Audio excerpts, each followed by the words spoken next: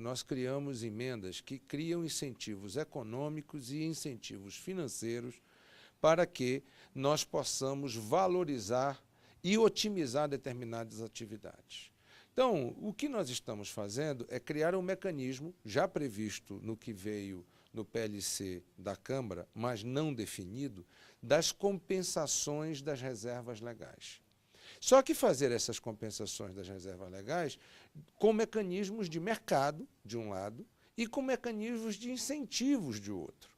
Nós não podemos também apenas resolver o problema daqueles que não cumpriram a lei e não motivar, e não incentivar, e não premiar aqueles que cumpriram a lei. É preciso, portanto, de um lado, resolver alguns problemas que ficaram do passado, mas, ao mesmo tempo, reconhecer que aqueles que trabalharam para uma economia agrícola de baixo carbono possam ter estímulo, motivação para continuar evoluindo. Então, nós estamos propondo uma lei com crédito agrícola diferenciado para a agricultura de baixo carbono.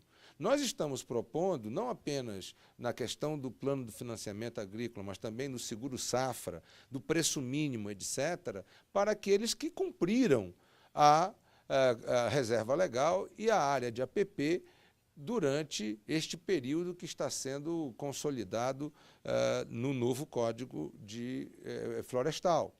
Ao mesmo tempo em que nós estamos estabelecendo um mecanismo para aquelas áreas de pecuária de baixa produtividade, para que elas possam substituir a atividade de baixa produtividade por uma atividade de alta produtividade. Um exemplo, na pecuária, é você implementar a melhoria do solo com calcário, enriquecendo, portanto, a pastagem daquele determinado lugar, implantando pasto rotacionado, diminuindo a área de pasto e criando espaço para que nós possamos entrar com uma nova economia, que seria a economia florestal ou economia verde, como queiram chamar, nessas áreas que nós estabeleceríamos como área de recomposição ou de compensação do déficit ambiental. E também as áreas de baixa vocação agrícola. Está identificado por diversos levantamentos feitos pela Exalc, da USP, feito pela própria Embrapa, feito pelo IBGE, que existem áreas de baixa aptidão agrícola.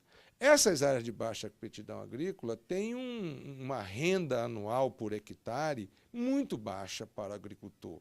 Uma renda que está em torno de R$ 180 ano. Isso significa uma renda mensal de menos de R$ 15 por hectare. Se você tem R$ 10 de hectare, por exemplo, você vai ter R$ 150 de renda por mês. Isso é menos do que 1/4 do salário mínimo. Portanto, essas pessoas não podem ser escravizadas a terem uma renda tão baixa com uma atividade pouco lucrativa, pouco inteligente e que ainda penaliza o meio ambiente. O que essas pessoas precisam é de um fundo que possam viabilizar uma migração desta atividade agrícola, que é de baixo rendimento, para uma atividade que seja mais inteligente, seja de manejo florestal, com replantio de floresta, para que ela possa fazer uma atividade econômica florestal com manejo, seja uma atividade frutífera, porque você também recompõe a vegetação com frutas, e aí, a partir das frutas, nós termos melhores condições de renda para essas pessoas, seja, inclusive, pelos serviços ambientais. Portanto, além de todas as compensações, além de todos os incentivos econômicos, financeiros, existem também os serviços ambientais. E aí é importante destacar que os biomas possuem geografia de propriedades diferentes. Se, de um lado, a floresta na Amazônia está basicamente concentrada em cima de unidades de conservação do governo federal, unidades de conservação dos estados e terras indígenas, em outras regiões, como o bioma da Mata Atlântica, estas florestas estão principalmente em propriedades particulares. Portanto, nós não conseguiremos fazer uma equação em torno da reserva legal, em torno da APP, em torno, portanto, do passivo ambiental que o Brasil produziu nos últimos 30 anos se nós não colocarmos incentivos econômicos, financeiros e não reconhecermos a estruturação dos serviços ambientais.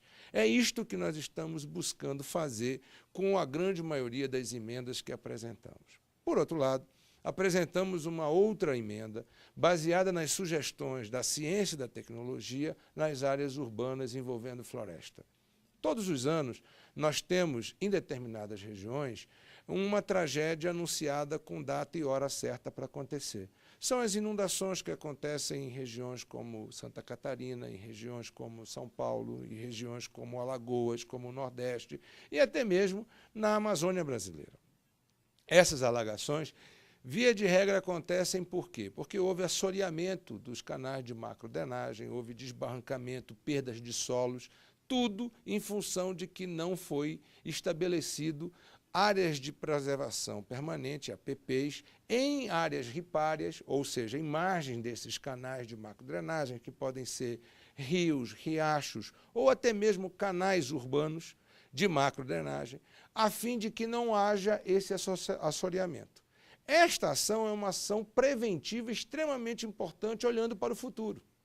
Ao mesmo tempo, nas encostas urbanas, nós precisamos ter APPs para evitar a ocupação urbana nas encostas, porque isto provoca tragédias e deslizamentos com perdas de vidas. Ora, é apenas com APPs nas encostas e APPs nas áreas ripárias que nós poderemos diminuir ao longo do tempo, olhando para o futuro, que estas tragédias anunciadas continuem acontecendo de cada vez mais intensas e cada vez mais graves para a vida humana. E com prejuízos materiais enormes, tanto para o setor público quanto para o setor privado. Estamos, portanto, desenhando esta equação e apresentando emendas que possam fazer com que este Código Florestal não represente apenas a legitimação ou a legalização daquilo que aconteceu no passado, mas que possa também representar avanços na melhoria da qualidade de vida do pequeno e do microprodutor e que possa representar uma melhoria da valorização da floresta em pé para que nós possamos manter o clima e os serviços ambientais que garantem ao Brasil ser um dos principais produtores de alimentos e garante a segurança alimentar para o povo brasileiro. Que é preciso que compreendamos que apenas comando e controle, ou seja, repressão, policiamento, IBAMA, Polícia Federal, monitoramento via satélite para ação de repressão, isso reduz desmatamento? Reduz, mas isso não recompõe reserva legal, isso não resolve o problema das áreas de proteção permanente e, mais do que isso, não cria o espaço de negociação importante para que